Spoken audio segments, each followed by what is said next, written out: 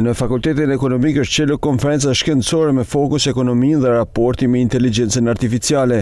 Në këtë konferencë, e cila do zhvillohet në 2 ditë, do të prezantohen 70 artikuj me mbi 100 autor nga shumë vende të botës. Referimet në këtë konferencë do të jenë në shumë fusha që kanë të bëjnë me bashkëpunimin e ekonomisë me fushën digjitale.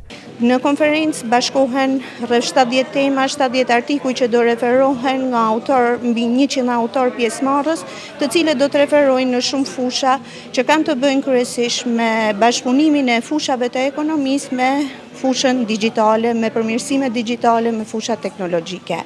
Tema ime ka për objektive të trajtoj vendin e arsyetimit ekonomik racional në zhvillimet ekonomike të shoqërisë dhe të ekonomisë shqiptare. E thënë me pak fjalë.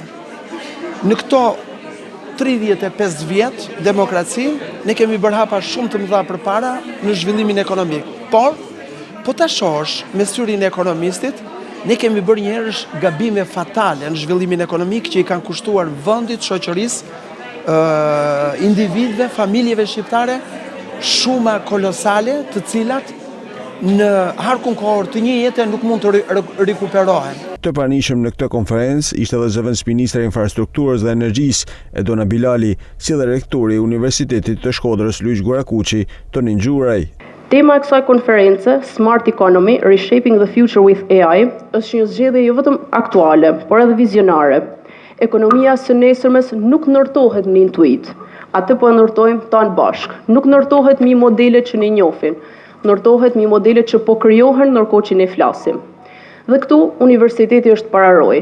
Pavarësisht se përdorimi i inteligjencës artificiale avancon në mbarë botën, përhapja e saj në të gjitha kurrikulat në nivelin bachelor apo në ciklin e 2 të studimeve në master, pse jo në ciklin e 3, nuk është ende në nivelin e kërkuar.